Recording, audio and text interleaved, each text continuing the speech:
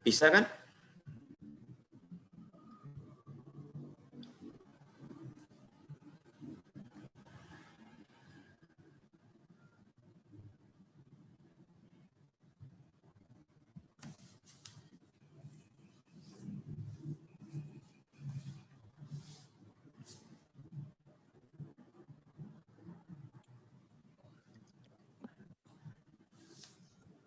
Baik, selamat pagi yang terhormat Bapak Cahyo dan teman-teman semua. Salam sehat bagi kita semua. Di pagi yang ceria ini, dari kelompok 3 akan menyampaikan hasil diskusi kami tentang manajemen properti perkantoran, beserta nanti ada juga studi kasusnya. Nah, kami dari kelompok 3 yang beranggotakan Angela absen 2, Fakir absen 7, Hana absen 8, Syafiq absen 17, dan Tesya absen 24. Baik, langsung saja untuk materi sub pokok bahasan pertama, yaitu mengenai analisis pasar dan analisa properti, akan disampaikan oleh Saudari Tesya. Silakan Saudari Tesya. Oke, baik.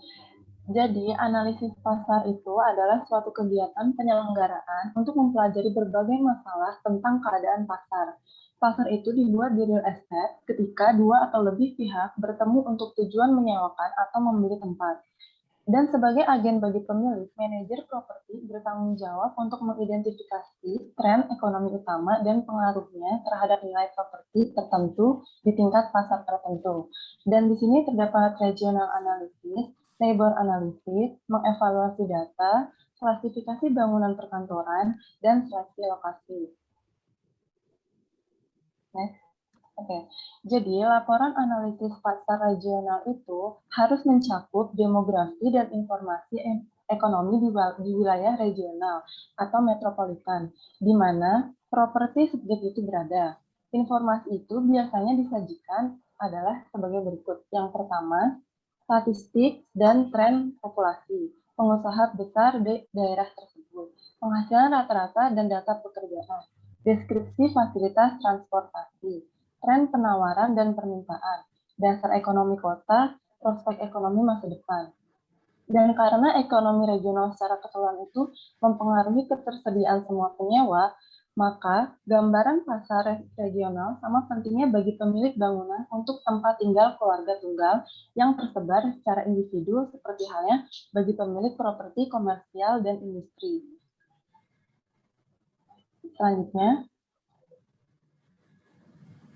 Selanjutnya, neighbor analysis atau analisis lingkungan. Umumnya, pengelolaan properti dilakukan di tingkat lokal. Sebelum manajer properti dapat menentukan pendapatan optimal untuk sebuah bangunan, ia harus terlebih dahulu menentukan iklim ekonomi real estate lingkungan pasar. Analisis lingkungan harus dimulai dengan tur ke daerah tersebut, dilengkapi dengan peta lokal, peta peraturan zonasi, kode bangunan yang berlaku, dan data statistik populasi. Serta manajer properti harus menilai 6 faktor utama di daerah pasar lingkungan, yaitu batas dan penggunaan lahan, kode dan peraturan bangunan lokal, transportasi dan utilitas, ekonomi, dan penawaran dan permintaan, serta fasilitas lingkungan. Selanjutnya mengevaluasi data.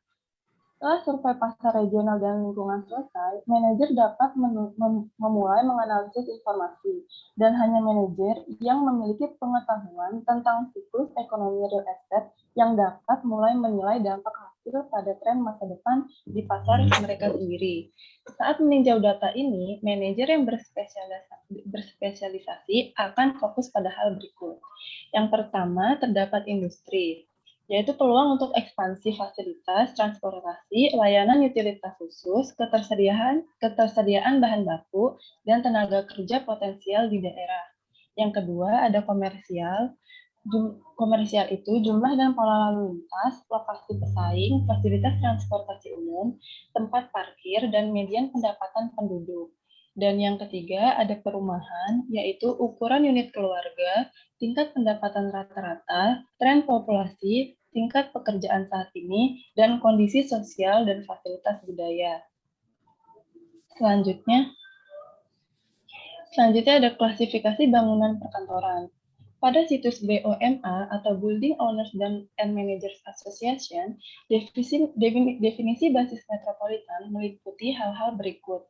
Kelas A, bangunan bergengsi bersaing untuk penyewa terbaik, tarif sewa di atas rata-rata, berkualitas tinggi, aksesibilitas yang sangat baik, dan kehadiran pasar yang berbeda. Kelas B, bangunan bersaing untuk berbagai penyewa, harga sewa rata-rata untuk area tersebut, penyelesaian dan sistem kualitas yang cukup baik memadai, tetapi nilainya tidak sebaik kelas A dengan harga yang sama. Kelas C, bangunan bersaing untuk penyewa yang membutuhkan ruang fungsional dengan harga di bawah rata-rata sewa untuk area tersebut. Selanjutnya ada seleksi lokasi. Melalui survei yang dipublikasikan oleh IREM, ada 4 faktor utama yang mempengaruhi pemilihan fasilitas kantor, yaitu biaya, aksesibilitas, lingkungan properti, dan tenaga kerja. Next. Oke, kita masuk ke analisis properti. Analisis properti membiasakan manajer dengan sifat dan kondisi bangunan tertentu. Pemilik akan membutuhkan analisis ini untuk membuat keputusan yang tepat sebelum membuat keputusan keuangan. Dan di sini terdapat sewa, kondisi fisik di tempat, dan mengevaluasi komparatif. Sewa adalah suatu persetujuan dengan mana pihak yang satu mengikatkan diri untuk memberikan suatu barang kepada pihak yang lain selama waktu tertentu. Saat mengambil alih properti baru, manajer memulai dengan membaca semua sewa dan informasi lainnya dalam file. Dan pada tingkat kekosongan dan kerugian tertentu, dapat memberikan wawasan tentang pengelolaan gedung sebelumnya. Jika sewa memiliki tingkat pembaruan yang rendah atau pergantian penyewa tinggi, kualitas layanan penyewa mungkin buruk, atau tarif sewa mungkin di atas tarif yang berlaku untuk pasar. Sebaliknya, jika tidak ada omset, mungkin harga sewanya terlalu rendah dan mungkin ada peluang untuk menaikkan harga sewanya. Next. Selanjutnya, kondisi fisik di tempat. Pemeriksaan menyeluruh terhadap eksterior bangunan, area interior umum, dan peralatan harus memberi manajer properti data tambahan yang diperlukan untuk menghitung biaya pemeliharaan dan pengoperasian untuk tahun mendatang. Yang pertama ada eksterior. Inspeksi eksterior harus dimulai dengan tampilan luar, keseluruhan struktur, termasuk usia dan gayanya serta kondisi trotoar dan landscape-nya. Lalu terdapat interior. Di dalam gedung, manajer menentukan jumlah total ruang yang dapat digunakan atau jumlah unit sewa individu di gedung. Selanjutnya ada equipment atau peralatan. Peralatan tersebut meliputi pemanas, ventilasi, dan sistem pendingin udara, perlengkapan pipa dan pemanas air, mesin seperti penghilang salju dan mesin pemotong rumput, lift, dan fasilitas seperti kafetaria, kolam renang, dan lapangan tenis. Dan yang terakhir, bahaya kesehatan atau keselamatan. Manajer properti harus waspada terhadap bahaya kesehatan atau keselamatan saat memeriksa properti. Jika manajer mencurigai bahwa ada bagian dari properti yang mengandung bahaya keamanan, maka dia harus mengangkat masalah ini dengan pemilik dan memerlukan pemeriksaan penuh oleh agen profesional atau pembersihan lengkap sebelum setuju untuk mengelola properti. Yang selanjutnya, mengevaluasi komparatif. Mengevaluasi properti yang sebanding atau comparable memberikan wawasan tentang persaingan properti. Hal-hal yang perlu dipertimbangkan adalah seperti kurang bangunan, tarif sewa, tingkat kekosongan lokasi, konstruksi, usia, fitur, dan fasilitas khusus. Dan di sini terdapat biaya operasional dan peningkatan modal. Biaya operasional itu semua informasi seperti gaji untuk staf gedung, biaya utilitas tidak dibebankan kepada penyewa, layanan kontrak, supplies dan equipment, dan biaya periklanan. Informasi itu semua memberikan manajer ide yang baik tentang biaya operasi rutin sepanjang tahun. Lalu yang kedua, ada peningkatan modal. Manajer dapat mengidentifikasikan kebutuhan akan peralatan yang lebih baru atau peningkatan substansial pada bangunan untuk membuat bangunan tersebut bersaing dengan properti serupa di lingkungan sekitar. Dan pada akhirnya, manajer dapat membantu pemilik dengan menetapkan prioritas untuk tugas yang diusulkan. Selanjutnya, pemasaran ruang kantor akan dilanjutkan dengan rekan saya. Silakan, terima kasih. Baik, terima kasih. Di sini saya akan melanjutkan materi mengenai pemasaran ruang kantor. Pemasaran ruang kantor ini kan membutuhkan program yang sistematis dan berkelanjutan untuk menarik penyewa potensial. Ketika manajer menganalisis kebutuhan penyewa potensial, manajer dapat menunjukkan kepada mereka unit-unit mana yang cocok dengan anggaran dan kebutuhan ruang mereka. Beberapa poin yang dapat dinaikkan untuk meyakinkan calon penyewa antara lain keunggulan harga yang substansial, aksesibilitas lokasi, lingkungan, pasar tenaga kerja, peningkatan efisiensi, prestis, dan ekonomi di lokasi properti tersebut. Nah, sebelum memulai pemasaran, manajer biasanya sebaiknya melakukan riset terhadap area spesifik atau kebutuhan khusus. Manajer juga sebaiknya menentukan kebutuhan khusus yang dibutuhkan oleh para calon pelanggan. Tim manajemen dapat memberi nasihat yang baik kepada para pengembang atau pemilik pada pemasaran pengembangan di masa depan seperti untuk bagian perpipaan, jaringan listrik, dan akses internet. Pada itu, biasanya pemilik tanah memiliki kesempatan untuk menarik biaya sewa yang lebih besar atas pengembangan khusus tersebut. Biasanya penyewa yang meminta fasilitas khusus itu membuat sewa yang terpisah, seperti membayar sewa untuk jangka waktu yang lebih lama. Nah, ini metode-metode yang umum digunakan dalam pemasaran ruang kantor ada bisa menggunakan signs atau tanda atau patok, kemudian bisa menggunakan brosur, website, iklan, public relation, referrals, canvassing, dan pusat penjualan. Oke, next. Yang pertama kita membahas mengenai signs atau patok ya. Ini biasanya selama proses konstruksi, untuk properti yang tinggi peminat akan efektif dengan memasang tanda atau patok untuk menarik perhatian yang biasanya diletakkan di tempat yang kosong. Kemudian setelah sewa sudah dimulai, biasanya tanda akan mengarahkan pertanyaan-pertanyaan kayak menunjukkan kontak dari si pengembang agar orang-orang mudah untuk menghubungi pengembang atau manajer properti tersebut. Kemudian yang kedua ada website. Lanjut. Nah, ini ada website, ini biasanya dimiliki oleh beberapa pengembang gitu ya untuk memudahkan untuk menyewa perkantoran ini, karena biasanya di website ini juga banyak iklan yang bisa dimunculkan setiap waktu yang bisa menarik perhatian orang yang meliputi gambar dan juga harganya. Biasanya calon penyewa bisa melihat bagaimana cara untuk menghubungi agen propertinya. Jadi biasanya di website itu sudah lengkap ya informasinya, ada gambar, ada informasi harga, detail properti, dan juga kontak dari manajemennya.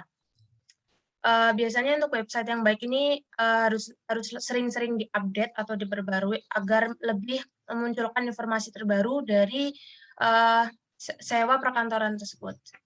Selanjutnya, metode menggunakan brosur. Nah, ini brosur ini merupakan media pemasaran yang masih efektif digunakan karena biayanya yang murah. Bahkan di zaman modern seperti ini, brosur ini tetap menjadi pilihan media pemasaran karena brosur ini memiliki banyak keuntungan. Karena di dalamnya mencangkup atau meliputi seluruh informasi properti sehingga akan memudahkan calon penyewa untuk mengetahui gambaran umum suatu properti. Selanjutnya, menggunakan metode direct mail. Ini biasanya digunakan dengan cara menawarkan produk melalui email kepada daftar target pasar yang sudah dibuat. Jadi biasanya ini para manajemen tuh punya daftar atau list orang-orang yang dengan apa ya istilahnya mungkin dengan kalangan penghasilan sekian dan sekian itu nanti akan mendapatkan email masing-masing itu, karena biasanya penggunaan direct mail ini kan langsung tertuju kepada pembeli atau calon pembeli gitu ya. Jadi lebih lebih disarankan untuk properti yang memiliki supply yang banyak tapi permintaannya sedikit gitu. Kemudian selanjutnya ada public relation. Public relation atau marketing public relation ini merupakan bagian dari strategi pemasaran dan strategi perusahaan secara keseluruhan sebagai penghubung perusahaan dengan konsumennya. serta masyarakat luas melalui penyampaian informasi, program-program, dan kesan yang meyakinkan dalam usaha memperlihatkan bahwa perusahaan dan produk-produknya sesuai dengan kebutuhan, keinginan, kepentingan, dan minat konsumen. Selanjutnya, ini adalah metode referral selanjutnya, atau referensi. Nah ya, ini tuh referensi ini dilakukan dengan cara menyebarkan informasi properti dari mulut ke mulut atau biasanya dilakukan oleh penyewa saat ini kepada orang yang dikenal oleh para penyewa. Teknik ini cukup efektif dan biasanya lebih meyakinkan karena orang terdekatnya sendiri yang memberikan rekomendasi. Karena memang dengan cara orang yang sudah dikenal dan orang yang dikenal itu memberikan informasi itu biasanya memang yang lebih dipercaya karena dianggap mereka sudah memiliki pengalaman terlebih dahulu. Dan ini metode ini cukup efektif ya untuk melakukan teknik pemasaran. Selanjutnya, ini contohnya kayak dari mulut ke mulut bisa menyebar dengan cepat bisa. Selanjutnya, nah ini teknik canvassing merupakan teknik marketing atau aktivitas terencana yang dilakukan oleh seseorang untuk menawarkan, mendistribusikan, mencari pesanan penjualan atas produk dan jasa. Hal ini juga termasuk menyampaikan dan mengumpulkan informasi tertentu dari para pengecer atau konsumen. Kontak bisa dilakukan melalui telepon, email, atau dengan melakukan kunjungan ke tempat pelanggan. Orang yang melakukan kegiatan canvassing ini disebut dengan canvasser. Jadi ini adalah kontak yang dilakukan secara langsung ya dengan manajer properti ini ke para calon pembelinya, bisa menghubungi secara langsung atau mendatangi di rumah ke rumah. Gitu. Selanjutnya, lanjut aja. Nah, ini yang terakhir ada metode dengan cara di pusat penjualan gitu, pemasaran di pusat penjualan. Marketing ini dilakukan di mana calon penyewa datang langsung ke pusat sewa untuk mencari informasi properti. Jadi ini kayak biasa yang kita lihat ya, kalau misalkan di mall-mall itu kan banyak ada tenan-tenan milik properti untuk menawarkan properti-properti mereka gitu. Ini biasanya cukup efektif juga karena banyak orang yang melihat gitu, karena banyak orang yang datang ke mall juga. Oke, selanjutnya kita melakukan kualifikasi calon penyewa. Pertama ini dengan cara melakukan kualifikasi spasial. Hal ini adalah salah satu bidang kualifikasi pertama, karena jika ruang tersebut sudah tidak memadai bagi calon penyewa, maka tidak perlu masuk ke tahap selanjutnya ya. Jadi kalau misalkan di awal udah nggak cocok, ya udah di stop aja. Jadi nggak sampai menawarkan unit-unit yang lain. Gitu. Oleh karena itu, manajer atau agen penyewaan perlu menganalisis persyaratan ruang bagi calon penyewa sebelum menunjukkan area kantor tertentu kepada calon penyewa. Manajer perlu menjaga catatan dari semua informasi ya yang dilakukan untuk melakukan kualifikasi calon penyewa.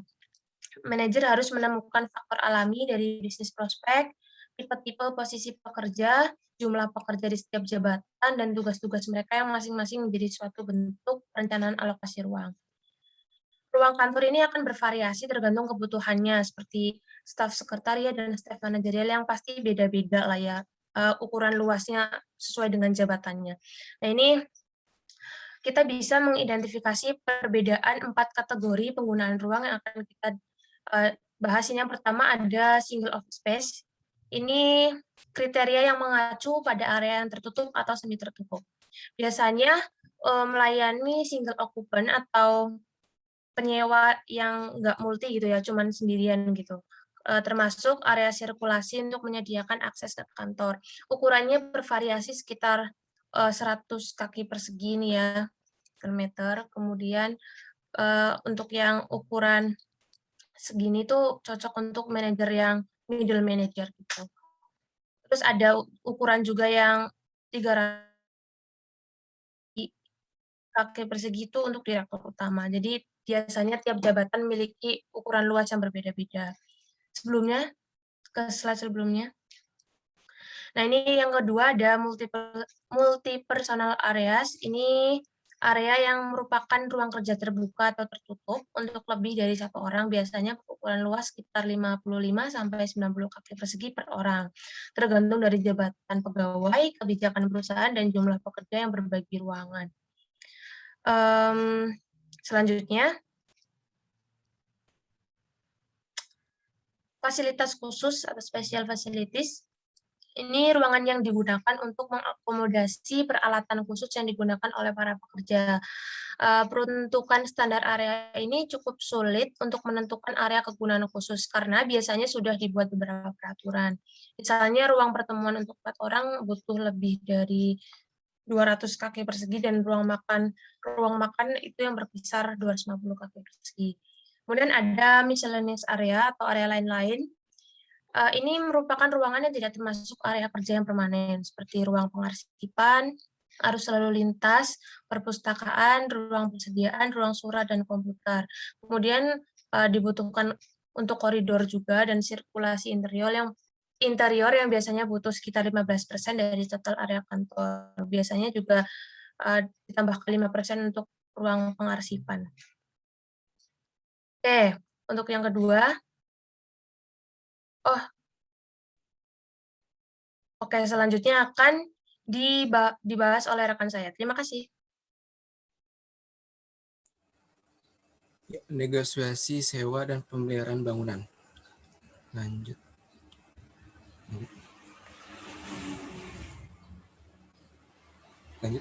Dalam kontrak tertulis ini, tujuan negosiasi adalah untuk mencapai sewa yang telah ditandatangani dan menguntungkan kepada kedua pihak dalam waktu singkat-singkatnya. Aturan umum dalam negosiasi tersebut yaitu termasuk bertindak secara profesional, bekerja sama dengan agen leasing luar, dan tidak terlibat pada negosiasi awal, sehingga manajemen harus memiliki pengetahuan tentang properti, pasar, tujuan pemilik, dan kebutuhan penyewa untuk mencapai kesepakatan yang memuaskan antara kedua pihak. Sewa kantor itu sendiri harus tunduk pada persyaratan kontrak yang sah dan harus mengandung setidaknya klausul dasar. Lanjut. Konsesi sewa kantor. Konsesi yang lazim dalam penyewaan kantor itu hanyalah poin yang tidak dapat diterima dalam ketentuan sewa guna untuk memenuhi calon penyewa. Untuk menjadi seorang yang aktif, suatu konsesi harus meringankan masalah mendasar atau memenuhi kegiatan tertentu dari prospek penyewa. Ketika menegosiasikan persyaratan sewa, manajemen properti harus menyeimbangkan keinginan dan kebutuhan prospek penyewa dengan tujuan pemilik dalam hal situasi pasar. Lanjut.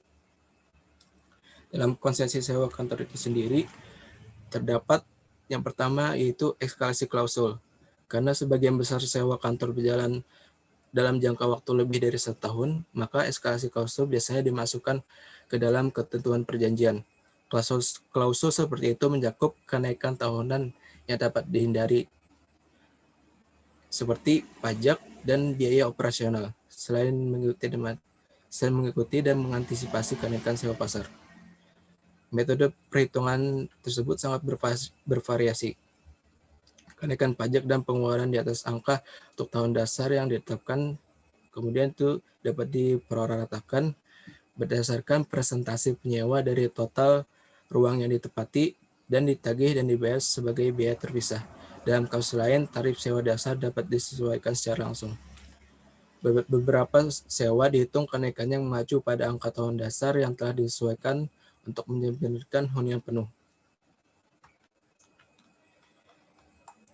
Dalam metode eskalasi ini terdapat metode eskalasi alternatif, yaitu penggunaan dalam penghentian biaya. Di bawah metode ini, pemilik berkewajiban untuk membayar biaya hingga angka dolar tertentu per kaki persegi per tahun. Kelebihannya kemudian dirata-ratakan kepada penyewa. Yang kedua yaitu peninjauan kembali klausul. Sewa kantor dapat mencakup ketentuan peninjauan kembali dalam klausul penugasan penyewaan kembali. Ketentuan ini memberikan pemilik hak untuk merenovasi ruang yang tidak dapat ditepati atau disewakan oleh penyewa. Tuan tanah atau pemilik kemudian dapat melepaskan ruang tersebut ke penyewa lain. Seorang penyewa yang melihat kemungkinan untuk menyewakan ruang tersebut lebih tinggi daripada yang diminta dalam sewa mungkin keberatan. Di sisi lain, tuan tanah dibenarkan dan untuk menjaga kontrol maksimal dari ruang sewa yang disewakan dalam perjanjian sewa. Lanjut. Yang ketiga yaitu assignment and subletting. Hak untuk menetapkan atau menyewakan tempat yang disewa dapat menjadi vital bagi penyewa. Ini untuk melindungi penyewa dari ekspansi atau keruntuhan yang cepat dalam bisnis. Tanggung jawab penyewa sama sekali tidak berkurang ketika sewa diberikan atau disewakan kembali, tetapi penyewa dapat mengosongkan tempat tanpa kerugian yang besar. Banyak sewa menetapkan bahwa penyewa dapat menyewakan atau menetapkan tempat hanya setelah memperoleh persetujuan tertulis pemilik dan memberikan pemberitahuan yang cukup. Beberapa menghasilkan kenaikan tarif sewa di atas tarif penyewa dibagi dengan pemilik. Hal ini memungkinkan pemilik untuk mempertahankan kontrol atas konstituen penyewa sambil meninggalkan penyewa alternatif. Yang keempat ada pelayanan dari pemilik properti. Kewajiban tuan tanah atau pemilik properti untuk menyediakan layanan utilitas harus dinyatakan secara eksplisit. Yaitu beberapa sewa akan menentukan bahwa pemilik hanya akan menyediakan pemanas atau pendingin udara selama jam kerja saja. Penyewa mungkin ingin pemanas dan AC pada tingkat yang dikurangi, tetapi tetap nyaman pada malam hari dan jam akhir pekan. Pemanas dan pendingin setelah jam kerja terkadang tersedia untuk penyewa dengan biaya. Dalam kasus ini, dasar untuk biaya harus jelas dalam sewa. Beberapa pemilik menyediakan layanan listrik hingga batas waktu tertentu, dan kasus di tempat lain, listrik dapat dijual kembali oleh pemilik kepada penyewa, atau setiap penyewa dapat dihitung dan ditagih secara terpisah. Yang kelima ada kepemilikan. Sewa kantor biasanya tidak batal jika pemiliknya gagal menyerahkan kepemilikan tempat pada tanggal yang disebutkan.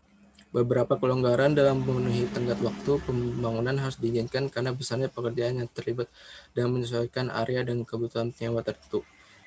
Penyewa mungkin bersikeras, namun bagaimanapun pada batas waktu tersebut. Yang keenam ada penataan kembali ruang kantor. Salah satu area negosiasi yang mencerminkan kondisi ekonomi adalah pengubahan dan remodeling oleh penyewa awal. Di masa lalu, ketika tempat dalam harga premium, penyewa yang masuk menanggung biaya untuk mengubah area agar sesuai dengan kebutuhan mereka. Namun ketika perpindahan ke pinggiran kota dimulai, banyak kantor pusat kota kosong dan pemilik menjadi lebih bersedia membayar biaya pengubahan mendapatkan penyewa ke dalam bangunan mereka. Lanjut. Standar bangunan. Calon penyewa harus menyadari standar bangunan komersi khusus dari fasilitas dan perubahan yang dilakukan pemilik tanpa biaya untuk penyewa yang masuk. Penyewa yang membutuhkan perubahan atau penambahan yang diperinci dalam daftar standar harus mengontrak dan membayar layanan ini secara mandiri setelah menerima persetujuan dari pemilik. Namun di beberapa pasar, penyewa dapat melihat penyataan mereka sebagai hal yang dapat dinegosiasikan secara konsensi.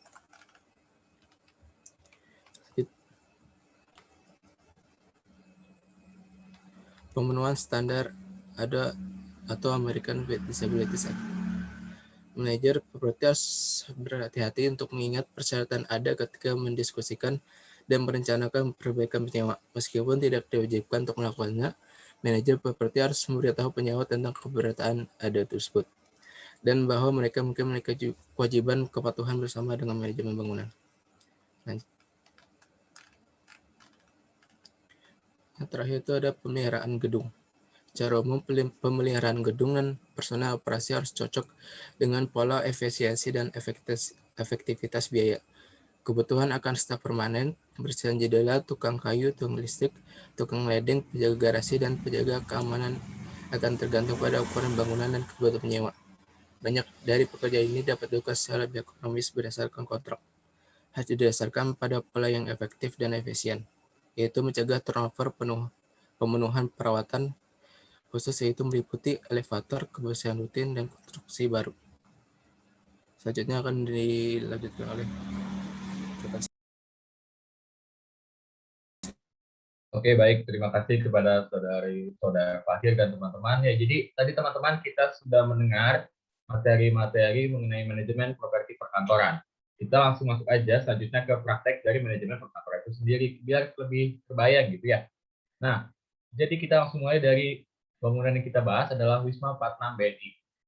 Wisma 46 BNI ini tadinya nama-lamanya adalah BNI City Tower. Wisma 46 BNI ini adalah salah satu gedung properti perkantoran yang letaknya ada di Jalan Jenderal Sudirman, Kavling nomor 1 Jakarta. Nah, Wisma 46 BNI ini diarsiteki oleh Zeidler Robert Partnership dan BP Arsitek. Nah, dan diborong oleh Waskita Karya bersama dengan Societe Auxiliary Enterprise. Nah, itu dia teman-teman. Wisma BNI ini, Wisma 46 BNI ini dibangun selama 4 tahun dan memiliki ketinggian 262 meter. Oh ya, ini juga dia sempat menjadi bangunan tertinggi selama 15 tahun nih. Ya selama 19 tahun, sejak tahun 96 sampai 2015. Jadi mungkin udah cukup terkenal gitu ya. Dan dia memiliki 52 lantai yang terdiri dari 50 lantai dan 2 basement. Biaya pembangunan dari gedung ini sendiri mencapai 150 juta US dollar pada tahun 1996. Wah, itu tahun 1996 ya teman-teman. Nggak tahu kalau sekarang tuh berapa. Lanjut. Selanjutnya, nih, kan tadi udah ada gedungnya, sekarang tentunya ada manajer propertinya. Nah, Wisma 46 ini dikelola oleh PT Swadharma Prima Utama yang merupakan perusahaan manajemen properti patungan antara Yayasan Dana Pensiun BNI, Grup Salim, dan Grup Liman yang berkomitmen untuk menyediakan produk dan layanan berkualitas kepada semua penyewa dan pengunjungnya tentunya. Nah, tim pemasaran dan manajemen properti ini adalah profesional internal dengan pengalaman bertahun-tahun dalam manajemen gedung dan kantor. Wisma 46 sendiri telah mendapatkan sertifikasi ISO 9001-2000 untuk kepuasan pelanggan dan tim manajemen dan timnya tetap berkomitmen untuk mempertahankan standar layanan internasional. Tentunya dong tadi PT Swadharma Prima Utama ini sebagai manajer propertinya juga menawarkan fasilitas-fasilitas yang banyak yang akan kita bahas di sesi di beberapa waktu lagi. Oke, lanjut. Kita mulai dari prakteknya ya, kita berdasarkan analisa pasar. Gedung Wisma 46 BNI ini berada di Jalan Jenderal Sudirman di Jakarta, yang merupakan salah satu pusat perkantoran di DKI Jakarta atau yang biasa kita kenal dengan SCBD gitu kan.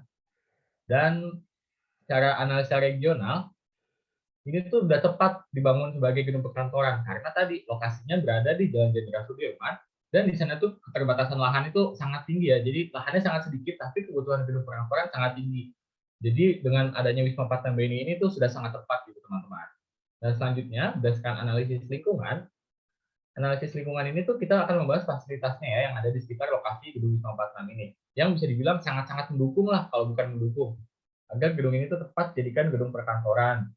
Seperti mungkin kemudahan untuk mencari tempat parkir, kemudahan untuk tinggal di hotel, di apartemen dan sebagainya, hingga transportasi umum yang mungkin keren banget kan kalau mungkin udah pernah berkunjung ke daerah sana. Ada stasiun kereta komuter lain Sudirman, stasiun MRT Duku Atas, terus halte Transjakarta Duku Atas yang memang di Duku Atas itu sebagai transit oriented development di DKI Jakarta. Jadi secara fasilitas di lingkungan sekitar Wisma 46 ini sudah tidak meragukan lagi lah, sudah sangat mendukung bagi para pekerja kantoran yang akan bekerja dan kantor yang akan menyewa pada gedung ini. Lanjut. Nah, karena tadi itu udah tepat, kita akan lihat dari tingkat penyerapan di Wisma 46 ini. Jadi dari data-data yang kami dapatkan, tentunya dong dari Google ya, kita cari-cari bahwa yang menempati Wisma 46 ini ada banyak banget nih. Salah sedikit listnya ada di sebelah kanan ini. Total hampir mencapai 100 dari perusahaan yang ada di sini. Mulai perusahaannya juga dari berbagai macam sektor. Coba dia ada perusahaan dari bank, mungkin ada dari perusahaan jasa, ada perusahaan asuransi, perusahaan properti, ada collier seperti yang teman-teman tahu juga. Nah, jadi banyak sehingga tingkat penyerapan di Wisma 46 BNI ini memang tergolong tinggi teman-teman. Lanjut kita masuk ke analisis properti. Nah, gedung di Wisma 46 ini kan tadi udah disebutkan memiliki 52 lantai termasuk basement. Namun tentunya dong ada bagian-bagiannya. Jadi di Wisma 46 ini juga pertama kita bagi dulu dari underground, dua lantai bawah dasar yang digunakan untuk kegiatan parkir mobil maupun motor dari penggunanya ataupun karyawan. Kenapa parkirnya nggak banyak-banyak nih? Kan tadi sudah disebutkan bahwa di daerah sini tuh transportasi umumnya benar-benar matang gitu. Jadi nggak perlu lah kita bawa kendaraan pribadi.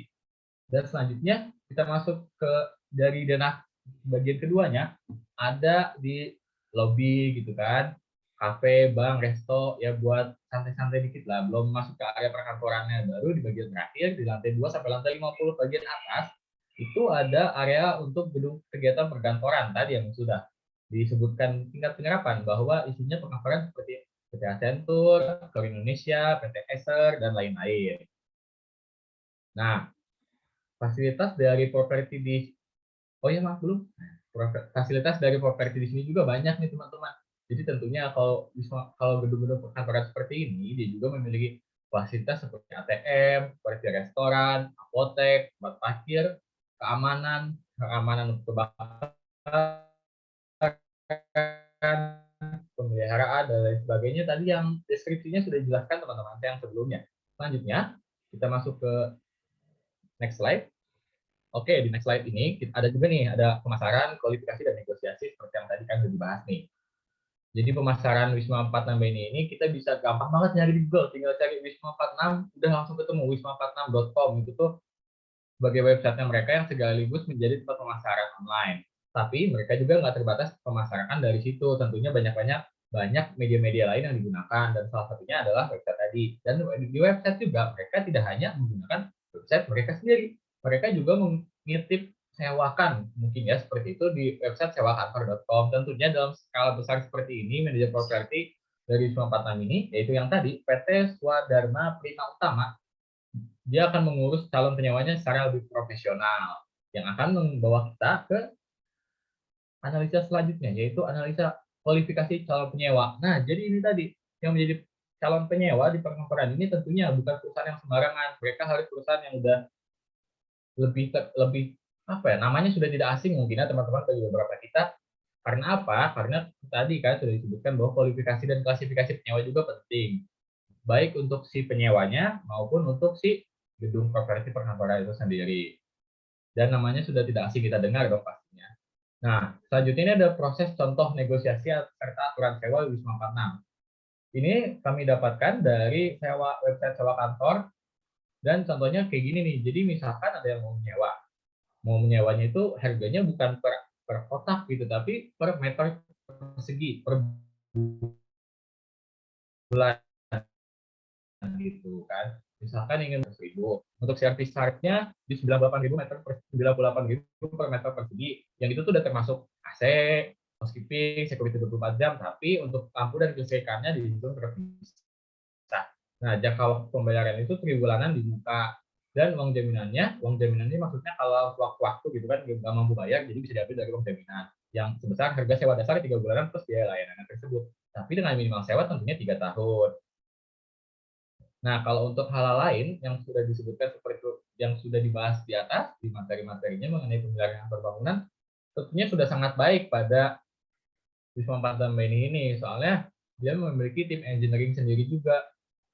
Dan sudah bisa dilihat kalau dari sisi eksterior, mungkin kan dari foto-foto, atau mungkin dari lewat-lewat sana sedikit, itu masih sangat terawat gitu teman-teman. Jadi kesimpulannya, praktek manajemen properti oleh PT Swadharma Prima Utama ini merupakan salah satu contoh manajemen properti perkantoran yang mungkin bisa dibilang sukses ya. Analisis pasar yang tepat, analisis lokasi yang strategis, akses transportasi yang luar biasa, bentuk properti yang menawan, serta fasilitas yang memadai, penentuan calon penyewa yang baik, hingga pemasaran seperti perkantoran yang komprehensif melalui berbagai macam metode membuat tingkat penerapan menjadi tinggi. Tadi kan sudah disajikan tadi, yang merupakan cerminan dari berhasilnya manajer properti perkantoran di Wisma 46 Beni ini, yaitu PT Swadharma Prima Utama tadi. Sekian mungkin materi dari praktek manajemen properti perkantoran. Saya kembalikan lagi kepada moderator, Saudari Engla. Pada Saudari Angera, dipersilahkan. Baik, terima kasih atas perhatiannya. Sekian hasil diskusi dari kelompok 3. Saat ini kami akan memberikan kesempatan kepada kelompok 4 jika ada yang ingin menyampaikan pertanyaan, saran, ataupun kritik. Kelompok 4 kami persilahkan.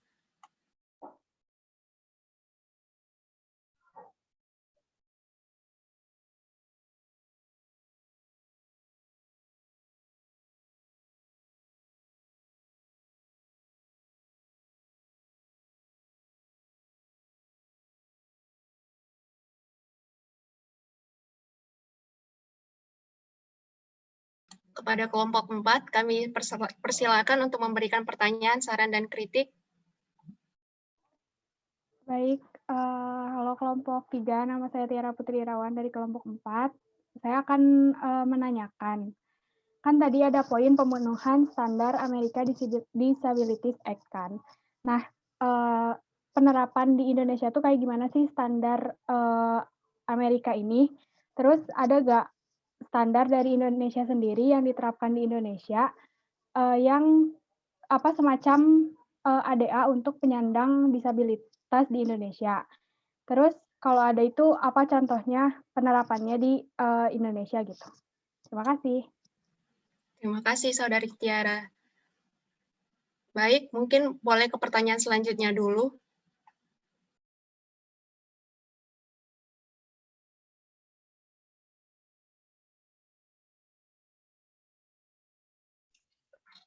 Izin bertanya. Sekarang kan kita kan ada di di kondisi pandemi COVID-19 kan. Nah, karena pandemi ini banyak perusahaan yang menerapkan kebijakan WFH. Ini mungkin menyebabkan permintaan atas properti perkantoran menjadi agak lesu. Jadi misal nih ada bangunan properti perkantoran yang baru selesai konstruksi, dia ini tinggal pemasarannya. Jadi karena kondisi pandemi dan kebanyakan perusahaan menetapkan kebijakan WFH, kira-kira sebagai manajer properti, strategi pemasaran seperti apa yang efisien dan relevan untuk digunakan pada kondisi sekarang, supaya dapat menjangkau target potensial di pasar, sehingga properti kantor yang contohnya tadi yang baru selesai konstruksi, dapat terserap di pasar. Terima kasih. Terima kasih Saudara Ashraf. Selanjutnya, jika ada yang ingin bertanya lagi. Izin bertanya. Tadi di dalam slide konsensi sewa kantor itu terdapat eskalasi klausul. Nah, dalam poin itu dijelaskan juga eskalasi alternatif. Nah, maksudnya eskalasi alternatif itu apa? Terus apa persamaan sama perbedaannya dengan eskalasi klausul? Itu saja, terima kasih. Terima kasih Saudari Dea. Ada yang ingin bertanya lagi? Izin bertanya untuk kelompok 3. Iya, silahkan. Pertanyaan saya itu, apakah ada tujuan khusus mengenai klasifikasi calon penyewa? Terus, mengapa manajer properti perlu melakukan hal itu? Kan sebenarnya yang penting itu properti perkantoran itu dapat dipasarkan dan bisa mendapatkan harga yang terbaik gitu. Terima kasih. Terima kasih. Selanjutnya, apakah ada yang ingin bertanya lagi?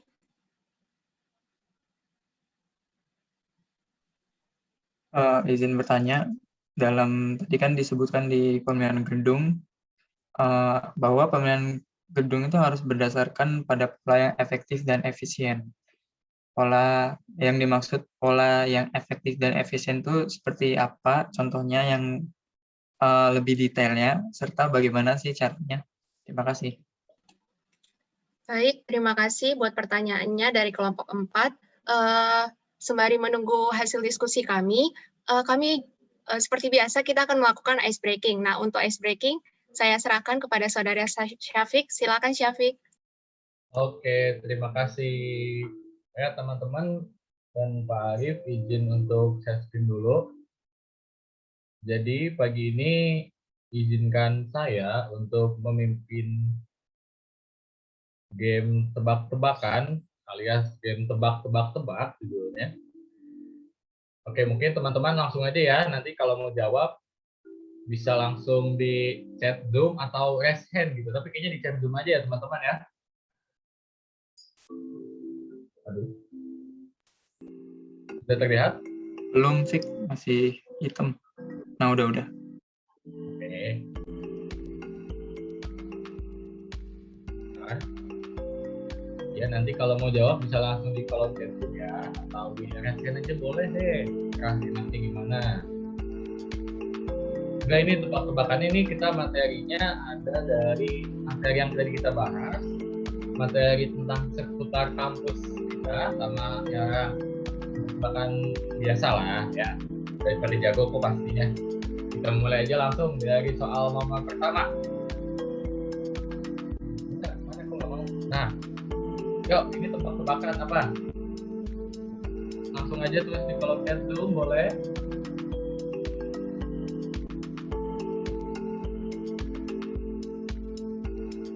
Atau yang mau langsung. Ini kata apa nih?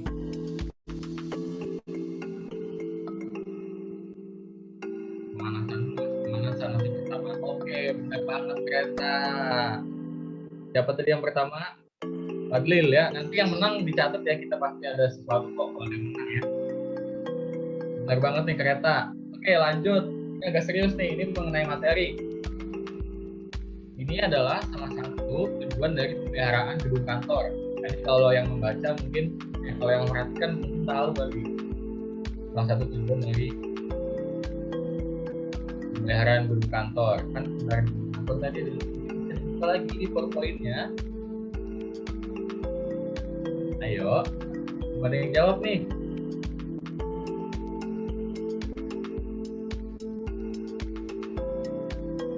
Oke. Itu ada tiga gambar, tapi ada dua kata. Gambar ada dua kata.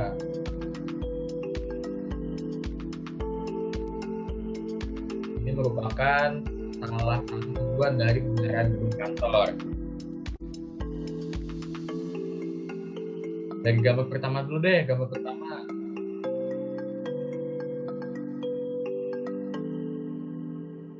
Oke, salah, masih salah semua. Stop beloknya penalti.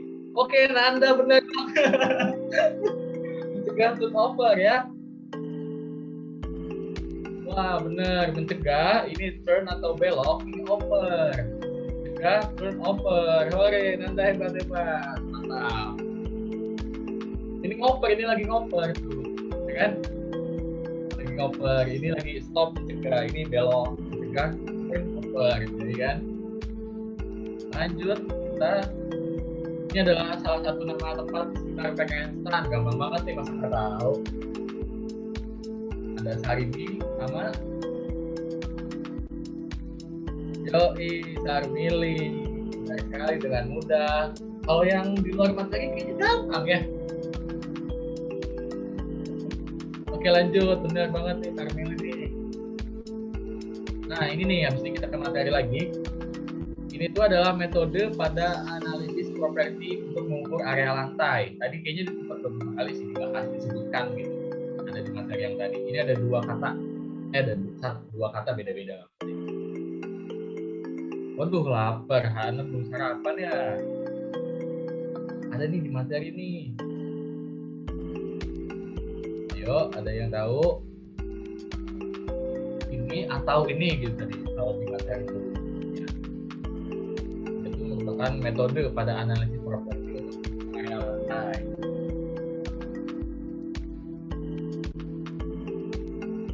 Oke, belum ada yang bisa. Mungkin nanti kita kasih batas waktu kali ya kalau belum bisa ya. Di analisis properti, clue-nya itu tadi udah metode pada analisis properti untuk mengukur area lantai. Jadi kalau lagi baca PowerPoint, gampang banget sih taunya nih lagi baca PowerPoint itu. Siapa itu tadi? Raihan Bayu, benar sekali. Oma, hore. Jago. Oke, karena materi memang bikin pusing kan, jadi kita lanjutnya ke gampang ini, tempat di PKN Stan lagi. Oke, jago, yoi benar. Plasma, gampang kan kalau tempat kan. Yang susah tuh emang kalau ke materi. Jadi kita balikin lagi aja nih ke materi nih. Nah, ini adalah salah satu hal yang terdapat dalam perjanjian tertulis penyewaan. Ada salah satu hal itu harus memuat ini nih. Kalau ada perjanjian penyewaan perkantoran apa gitu kan. Ada ini tuh satu kata, cuman bisa dibagi tiga aja gambarnya. Ini satu kata. Yoi, renovasi pada Imani David, yoi, pinter, bagus. Lanjut lagi kita ke ya renovasi ya. Nah, kita karena udah dapat ini, balik lagi ke salah satu nama tempat lagi nih. Nama tempat di sekitaran PKN Tristan.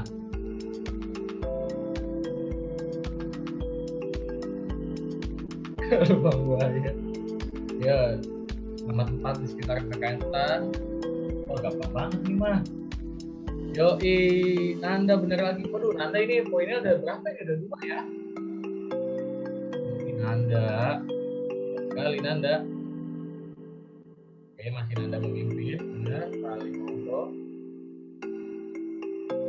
Oke, selanjutnya kita akan masuk lagi ke materi yang ada di pembahasan tadi.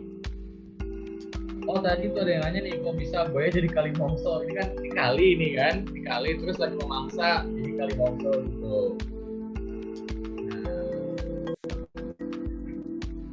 Oke, ini adalah sebuah bangunan atau ruangan di mana suatu layanan tertentu diberikan sebagai kepemilikan dari fasilitas di mana barang diproduksi, dikerjakan atau dijual adalah pengertian dari ini ada disebut intinya dari pengertian dari apanya, ini ada di materi. Ini adalah bla bla bla bla, ini adalah pengertiannya adalah sebuah bangunan atau ruangan di mana suatu layanan tertentu diberikan sebagai kepemilikan dari fasilitas di mana barang diproduksi, dikerjakan atau dijual. Ya, mungkin ada yang sudah berpikir.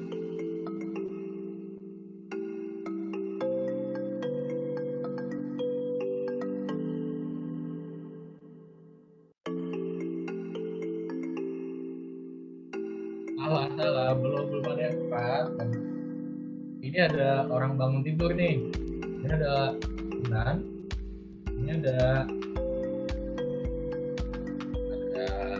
nanti ketahuan dong.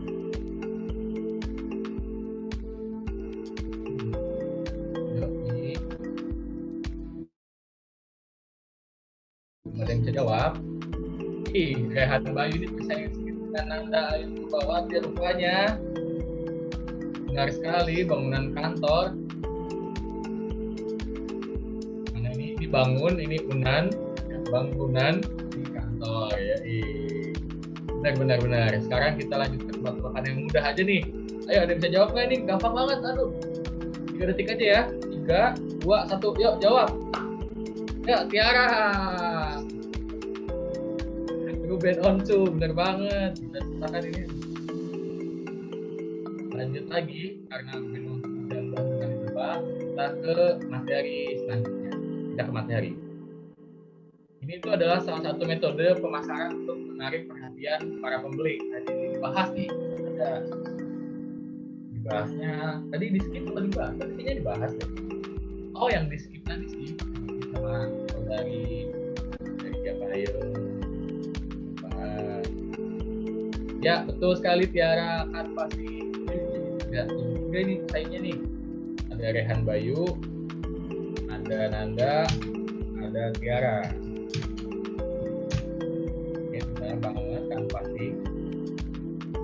Oke, selanjutnya karena materi udah, kita balik lagi ke non materi. Jadi itu ini salah satu nama teman kita ya. Bisa ditebak nggak ini nama teman kita ini? Siapa kira-kira? Absennya nggak usah disebutkan, nanti ketahuan. Oke, benar. Gimana David? Oh ya benar, ini poinnya sama-sama 2 nih, aduh. Ya benar sekali. Wawan Taruna. Ini 5, ini nomor 1, Wawan ini Taruna. Oke. Jadi mantap. Selanjutnya kita balik lagi. Ini adalah salah satu staf gedung kantor. Tadi itu staf di gedung kantor, ya. Staf di gedung kantor itu adalah kantornya kalau dari kantoran. Kenapa itu tadi? Tiara bener lagi. Tiara, ya bener. Akuntan khusus ya, sama lah, nggak apa-apa. Selanjutnya lanjut ke masih materi. Ini tuh adalah salah satu metode pemasaran juga nih untuk menarik perhatian para pembeli. Ini gampang banget ini nih. Udah ini kan, udah taruh gambar. Kira-kira ada yang bisa tebak nggak? Wow, sip. Salah, bukan iklan. Iklan dari mana? Iya, iklan dari mana? Ini ada apa ini? Ada yang suka pakai suara wanita. Kalau saya sih enggak. Yoi, brosur, bener banget. Ini brosur. Bener, sangat brosur. Ya, betul, brosur. Selanjutnya, ini bukan materi lagi, ini adalah sesuatu yang mungkin sering kalian alami panjang berkuliah di perkantoran atau sepanjang hidup kalian, sesuatu yang sering kalian alami. Wah, yoi, overthinking. Ya, jadi jangan overthinking lagi ya teman-teman ya. Mikir itu perlu, tapi kita nggak usah overthinking, kita santai aja. Overthinkingnya nomor 2 lah. Ini Rehan Bayu nih jadi calon juara nih. Oke, kita ke soal terakhir deh ya, biar aja nanti kan udah ini. Ini kita ke materi. Salah satu faktor utama yang mempengaruhi pemilihan fasilitas kantor menurut publikasi IREM atau IREM.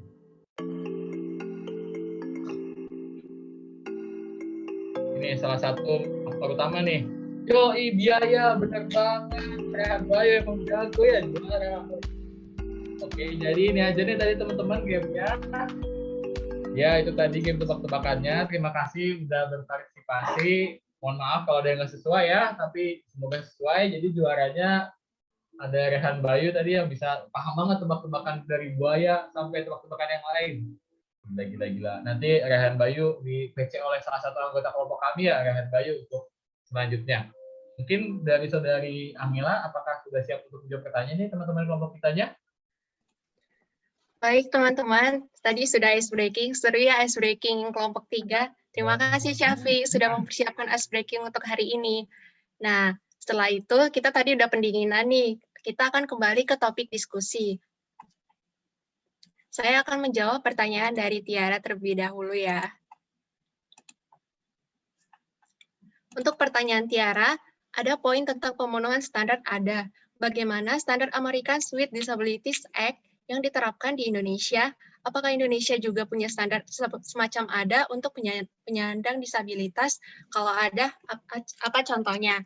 Nah, di Indonesia, kita juga mempunyai pedoman teknis fasilitas dan aksesibilitas pada gedungan dan lingkungan, yaitu Peraturan Menteri Pekerjaan Umum Nomor 30 Tahun 2006. Di pasal 1 secara gamblang dikatakan dan diatur mengenai fasilitas dan aksesibilitas. Fasilitas, semua atau sebagian dari kelengkapan sarana dan prasarana pada bangunan gedung dan lingkungan agar dapat diakses dan dimanfaatkan oleh semua orang, termasuk penyandang cacat dan lansia. Dan sedikit tambahan, peraturan ini juga masih menggunakan istilah yang sama dengan yang digunakan pada Undang-Undang Nomor 4 Tahun 1997, yaitu penyandang cacat. Tapi Undang-Undang ini sudah diganti dengan Undang-Undang Nomor 8 Tahun 2016, yaitu tentang penyandang disabilitas. Karena tidak relevan lagi dengan paradigma kebutuhan penyandang disabilitas sehingga perlu diganti dengan undang-undang yang baru. Nah, di Undang-Undang Nomor 8 Tahun 2016 juga mengatur secara ringkas mengenai bangunan gedung pada pasal 98, di mana bangunan gedung agar mudah diakses oleh penyandang disabilitas harus dilengkapi dengan fasilitas dan aksesibilitas dengan mempertimbangkan kebutuhan, fungsi, luas, dan ketinggian. Nah, lebih rinci kita kembali ke Permen PU nomor 30 tahun 2006. Di dalamnya terdapat persyaratan ketinggian shower misalnya, disesuaikan dengan cara-cara memindahkan badan pengguna kursi roda dengan ketinggian tombol keran pada Permen PU diatur yaitu setinggi 120 cm. Ada juga diatur mengenai tinggi wastafel misalnya, yaitu maksimal 85 cm dan masih banyak lagi. Dan mungkin untuk detailnya, bagi Tiara dan teman-teman lainnya yang mungkin penasaran, dapat dilihat di Permen PU nomor 30 tahun 2006. Sekian penjelasan dari saya, apakah sudah dapat diterima Saudari Tiara? Dapat, terima kasih Angel. Terima kasih. Selanjutnya, pertanyaan berikutnya dari Muhammad Ashraf Adanu, saya serahkan kepada rekan saya. Baik, saya mencoba untuk menjawab pertanyaan dari Ashraf mengenai teknik atau strategi pemasaran yang dilakukan ketika masa pandemi saat ini ya. Memang benar ya, pada saat ini kan sejak terjadi pandemi ini kan banyak peraturan, khususnya ada peraturan WFH. Nah, itu tuh menyebabkan penggunaan kantor itu menjadi lebih sedikit atau berkurang. Kemudian gimana sih caranya agar perkantoran itu tetap apa ya, tetap bertahan di masa pandemi seperti ini? Sebenarnya untuk strategi pemasaran ketika terjadi banyak supply atau oversupply dan permintaan yang sedikit itu pasti para manajer properti atau pengembang itu pasti akan menurunkan harga sewanya. Jadi untuk menarik atau mempertahankan para penyewa yang sudah ada saat ini. Jadi biasanya mereka akan atau para penyewa ini juga akan melakukan negosiasi ulang gitu loh dengan para manajer properti agar mendapatkan kontrak yang baru karena kan biasanya juga manajer properti ini kan seperti tadi saya katakan harga sewanya itu turun. Kemudian akan dikasih fleksibilitas yang lebih mudah bagi para penyewa dalam melakukan pembayaran atau penyewaan properti kantor tersebut. Kemudian untuk di saat seperti sekarang yang sering-seringnya setiap aktivitas dilakukan dengan cara conference itu ya, maka berlaku juga dengan cara pemasaran yang bisa dilakukan saat ini, yaitu dengan cara melakukan marketing dengan menggunakan virtual conference. Itu biasanya dirasa efektif juga, karena untuk metode seperti di pusat penjualan seperti tadi di mall itu mungkin kurang efektif karena selain harus membayar tempat sewa di mall untuk melakukan promosi, sedangkan orang-orang jarang yang pergi ke mall gitu karena sekarang sedang dilakukan pembatasan yang ketat gitu. Jadi untuk pemasaran yang mungkin tepat ketika sedang terjadi pandemi seperti ini, itu seperti yang tadi saya katakan, dengan cara mengurangi harga sewa, kemudian bisa melakukan promosi terus-terusan melalui media digital. Mungkin itu yang bisa saya sampaikan untuk menjawab pertanyaan dari Ashraf. Apabila ada kekurangan bisa diberikan saran atau kritik dari Ashraf sendiri. Apa sudah cukup? Menurut saya sudah cukup. Terima kasih, Ana. Baik, sama-sama. Selanjutnya pertanyaan ketiga mungkin akan dijawab oleh teman saya. Ya, jadi yang dimaksud metode eskalasi alternatif adalah penggunaan penghentian biaya atau expense stop. Jadi yang dimaksud dengan expense stop ini sendiri adalah jumlah maksimum yang pemilik properti bersedia untuk membayar biaya tersebut dan menuliskan sisanya kepada penyewa sebagai bagian dari biaya hunian mereka. Dalam sewa komersial biasa, biaya tersebut mencakup hal-hal seperti pajak properti, asuransi, utilitas, layanan kustodian, hunian area umum, dan biaya manajemen. Sehingga kesimpulannya metode ini pemilik berkewajiban untuk membayar expense atau biaya hingga angka dolar tertentu per kaki persegi per tahun. Kemudian kelebihannya dirata-ratakan kepada penyewa.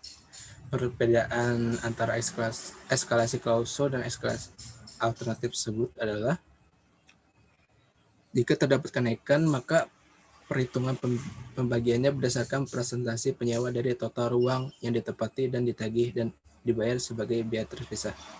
Dalam kasus lain, tarif sewa dasar dapat disesuaikan secara langsung. Beberapa sewa dihitung kenaikannya mengacu pada angka tahun dasar yang telah disesuaikan untuk mencerminkan hunian penuh. Sedangkan metode alternatif itu sendiri merupakan perhitungan alternatif jika ada kenaikan biaya yang membagi biaya atau expense tersebut kepada pemilik bangunan dan penyewa. Saudara ada ingin ditanyakan lagi atau tambahan? Oke, sudah jelas. Makasih, Fahir. Ya.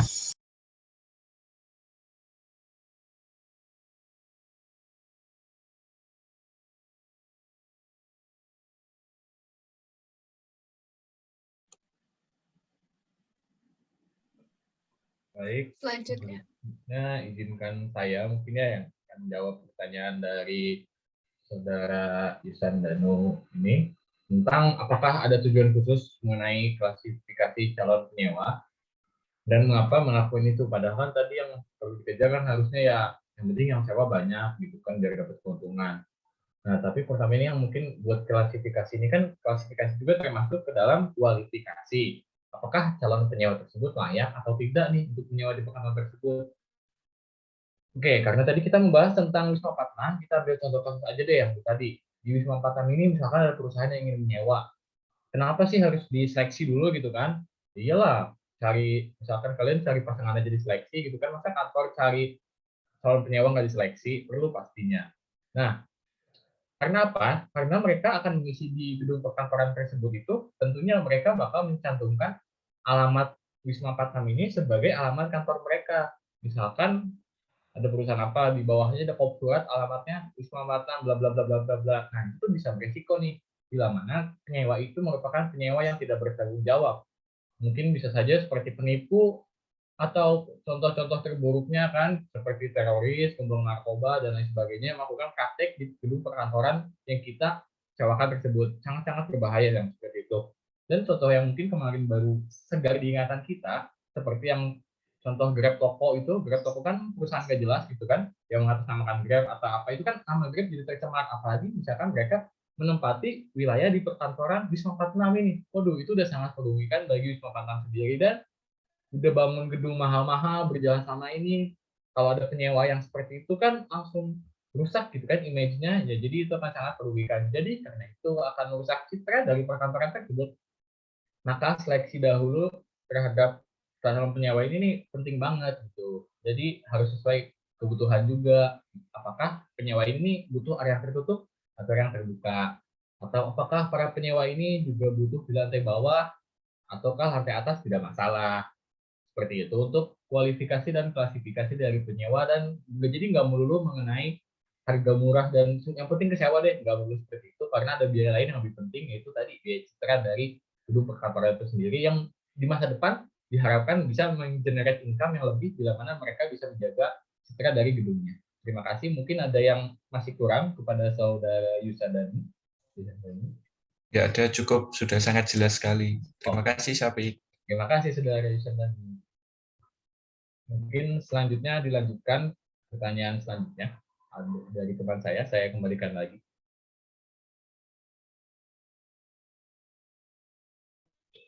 Oke, baik. Saya akan mencoba menjawab pertanyaan dari Prima.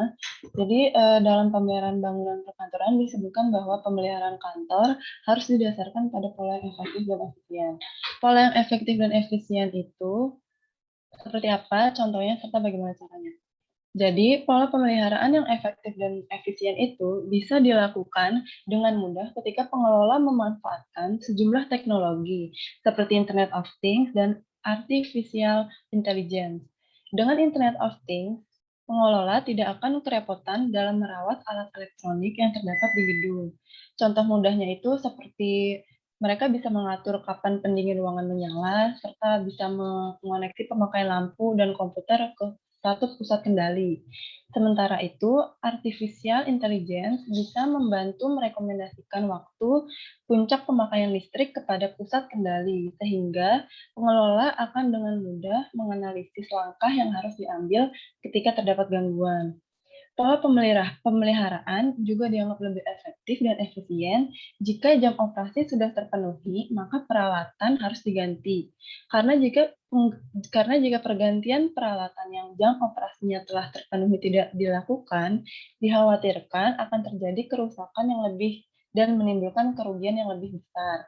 Karena makin tinggi efisiensi, makin tinggi pula keuntungan yang akan diperoleh. Pertanyaan selanjutnya kan bagaimana caranya? Caranya itu ada beberapa macam. Yang pertama, dengan melakukan sistem pemeliharaan sesudah rusak. Maksud dari tujuan pemakaian metode ini adalah untuk mendapatkan penghematan waktu dan biaya, serta perbaikan ini dilakukan pada keadaan yang benar-benar perlu saja. Lalu cara yang kedua itu adalah dengan sistem pemeliharaan rutin atau preventive maintenance. Tipe pemeriksaan dan perbaikan preventif ini dibuat dengan mempertimbangkan ketersediaan tenaga kerja, suku cadang, bahan untuk perbaikan dan faktor-faktor lainnya. Dan cara yang terakhir adalah dengan sistem pemeliharaan ulang. Hal yang dilakukan dalam kegiatan pemeliharaan ulang ini umumnya terjadi pada peralatan atau mesin yang telah lama beroperasi. Misalnya setelah beberapa tahun pemeliharaan rutin dilaksanakan. Dari data inspeksi yang telah dilakukan akan diketahui umur serta biaya dan masing-masing dari masing-masing peralatan. Kemudian dapat ditentukan prioritas unit yang harus segera diperbaiki. Mungkin seperti itu. Bagaimana Saudara Prima? Baik, sudah cukup. Terima kasih. Baik.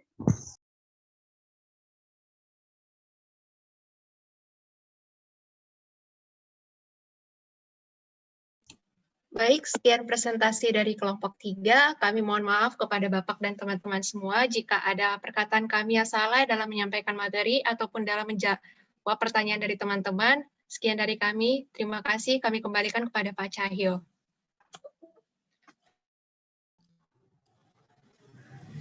Ya, terima kasih dari kelompok 3. Alhamdulillah sangat bagus sekali. Saya itu sampai ini, sampai bengong dari tadi itu. Baguslah. Kelompok 3 bagus. Kita kasih tepuk tangan dulu yang paling meriah untuk kelompok 3. Benar, saya tadi itu sampai geleng-geleng ya. Waduh, cepet banget ya. Ya sebenarnya karena saya lebih cenderungnya kalau ada informasi yang cepat itu, kalau informasinya cepat dan menarik, itu kan kayak ini ya, kayak apa? Kayak keteteran gitu loh, kayak keteteran dalam menangkap informasi itu gitu kan. Nah, tadi kan memang ya beberapa penyajinya atau pas waktu jawab pertanyaan kayaknya cepat gitu ininya ngomongnya, berbicaranya nadanya lumayan cepat, jadi saya mau memahami juga gitu. Tapi bagus lah, sampai ke ice breakingnya juga bagus. Saya ketawa-ketiwi sendiri aja lah dengan ice breakingnya si Safik. Besok bikin lagi lah Fik, kamu Fik. Kalau mamanya teman-temanmu pada nggak respon itu, kamu nanti tak minta bikin ice breaking lagi ya. Terus kalau Fauzia Hana sih memang kayaknya tidak lepas dari seputar makanan dari tadi. Kalau ada pertanyaan seputar makanan langsung lapar aja gitu. Kamu udah sarapan belum, Hana? Udah, Pak. Pakai apa? Telur, Pak. Soalnya kesiangan. Oh, kesiangan. Ya. Untung udah mandi ya. Atau belum? Udah lah, Pak. Oke. Ya, makasih. Jadi gitu, terima kasih untuk kelompok 3 yang telah menyampaikan materinya. Saya nggak usah ngasih materi lagi aja deh untuk saya share atau saya perjelas, karena saya tadi lihat saya cocokin aja dengan materi yang ada di saya. Sudah terangkum dengan materi yang disampaikan kelompok 3. Bahkan kayaknya lebih luas itu. Tapi itu kan ngambil terutama yang teori ya, yang teori. Itu kan dari Robert and Kyle itu kan, buku referensi kan? Kelompok 3. Ya, Pak. Oh ya. Oke deh. Jadi untuk itu nanti saya tinggal share yang materi yang dari saya itu, yang dari tim dosen lah, dari tim dosen biar nanti sama itu. sampai ke yang masalah BUMA tadi juga udah disinggung juga. Terus terkait masalah studi kasusnya atau praktek penilaian propertinya, ini saya nanya dulu nih, di room ini atau di mahasiswa yang di kelas 407 ini ada yang belum tahu menarik itu di mana, itu ada yang belum pernah lihat, belum pernah tahu, itu ada nggak?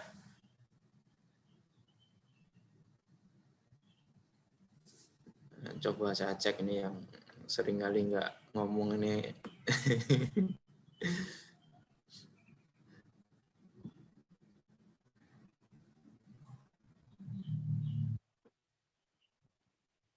Fadril. Iya Pak, gimana Pak? Tadi agak kepotong Pak, keputus tadi waktu apa namanya Bapak ngomong. Belum tahu. Oh ya. Ya. Dril, kamu Dril, pernah lihat langsung lah ya, lihat langsung Menara BNI itu di mana, itu pernah lihat ya? Belum pernah Pak saya Pak. Kamu asalnya mana Dril? Kiri Pak saya Pak. Kiri Pak. Oh, pas waktu kuliah itu nggak pernah jalan-jalan itu ya? Sering di kos Pak, di kosan temen. Waduh, gitu, belajar ya? Enggak Pak. Belajar ya? Enggak Pak. Oh, ya. Kalau yang lainnya deh coba. Yang rumahnya Jakarta siapa nih? Fik, kamu mana Fik? Kamu Fik? Jakarta ya Fik ya? Bukan Pak, di Purwakarta. Oh ya, dari tadi kayaknya yang pinter pas menjawab kuisnya si Safe kan si Nanda. Nanda, kamu pernah lihat Menara BNI itu? Belum Lokasi? Pak. Kalau dengar pernah tapi melihatnya belum. Oh belum. Ya.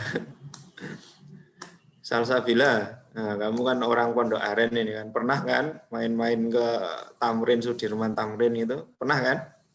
Pernah Pak. Nah, pernah lihat Menara BNI? Pernah. Itu daerah Tanah Abang deh kalau nggak salah. Bendungan Hilir, ya arah dekat Tanah Abang. Coba dideskripsikan Menara BNI itu seperti apa itu, yang sepengetahuanmu aja itu.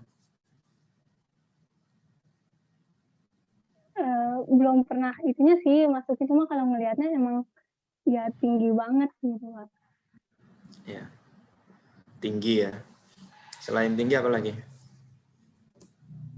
Bagus juga, jadi pas kalau nggak salah dari MRT deh, itu juga kelihatan menaranya. Ya. Ada akses MRT-nya ini. Salsabila, yang temanmu yang tempat tinggalnya Jakarta siapa lagi? Jakarta dan sekitarnya lah. Jakarta dulu deh. Kalau Jakarta kalau nggak salah nggak ada deh Pak di sini. Adanya Tangerang Selatan. Siapa? Tesya Pak. Oh, Tesa kan kelompok selain. Tangerang sih Alif. Alif. Ini enggak. Nah. Liv, kamu background-nya muncul, orangnya belum muncul, Liv.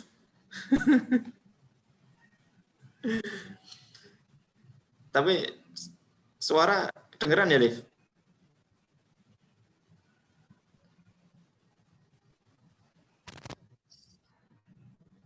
Halo? Yes. Ya. Nah, ya. Koneksinya stabil kan koneksinya kan?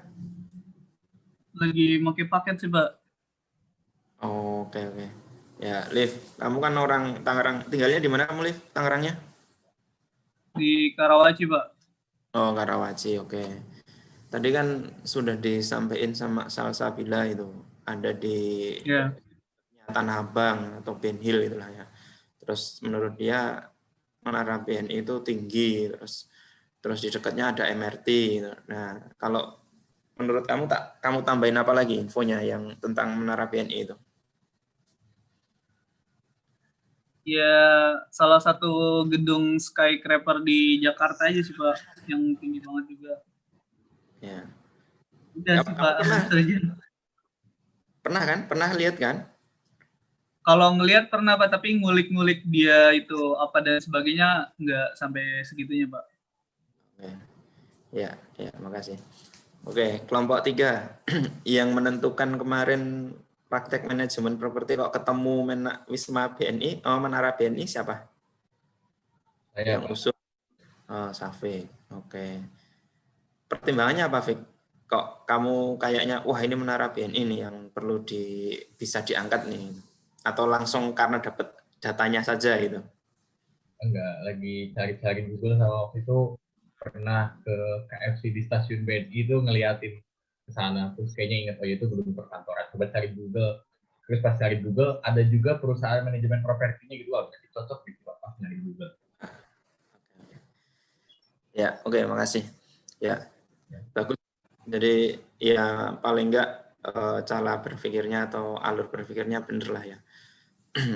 Cari menara apa ya, perkantoran, gedung perkantoran yang kayaknya ngehit itu apa itu, ketemulah BNI gitu ya. Tadi juga disampaikan di dekatnya itu ada stasiun kereta ini ya. Stasiun kereta. Jadi secara lokasi memang menara BNI atau apa gedung BNI ini strategis gitu loh. Ada di Sudirman Tamrin, terus dekat sama keramaian gitu ya, pusat keramaian, ada yang Tanah Abang, ada yang Ben Hill gitu ya. Ben Hill itu bendungan hilir. Kalau ada yang belum tahu Pak, Ben Hill itu apa sih Pak? Dari dulu saya dengar Ben Hill kok, tapi belum tahu Ben Hill itu apa. Ya. Ben Hill itu bendungan hilir. Terus menariknya lagi sampai ada stasiun kereta yang kereta bandara itu dinamain dengan stasiun BNI gitu ya. Karena dulunya ceritanya itu menggunakan dana CSR, Corporate Responsibility, Social Responsibility-nya dari BNI. Makanya terus dipakai nama BNI. Terus sama seperti yang tadi Salsabila sampaikan, di situ itu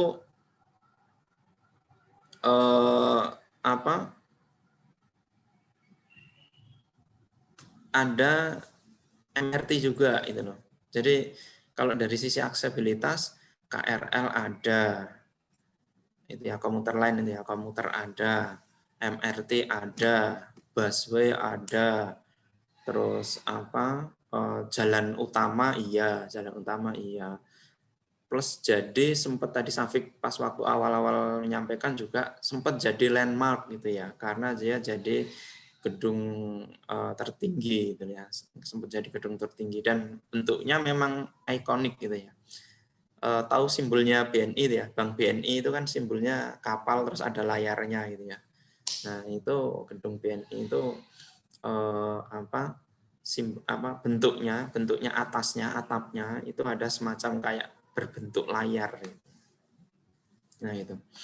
Jadi terima kasih pada kelompok 3 yang sudah menarik menyampaikan paparannya, juga mengambil praktek manajemen propertinya dari sebuah gedung perkantoran yang ternyata walaupun namanya BNI itu bukan disewa oleh BNI saja atau digunakan oleh BNI saja. Tadi Safik kan menerangkan ada sekian puluh atau mungkin ratusan perusahaan yang menyewa itu. Jadi jangan serta-merta kalau kita melihat ada menara Bank Mandiri, nah itu dipakai Mandiri saja, atau ada itu Permata di Bintaro sektor 7, itu Bank Permata saja, belum tentu. Contohnya tadi menara BNI ternyata ada perusahaan-perusahaan yang menyewa di situ karena properti itu jadi kayak semacam usaha gitu ya, usaha selain finance-nya gitu ya, core bisnisnya mungkin finance gitu. Tapi ternyata dia juga punya properti juga gitu, untuk disewakan. Oke, terima kasih atas perhatiannya, cukup waktunya. Kita ketemu lagi di minggu depan di kelompok yang keempat ya, kelompok yang keempat nanti tolong dipersiapkan. kelompok yang kelima, kelompok 5 nanti yang siap-siap untuk mengkritisi ataupun mengajukan pertanyaan. Kurang lebihnya saya mohon maaf. Ada pertanyaan nggak? Nggak ada kan? Nggak ada ya?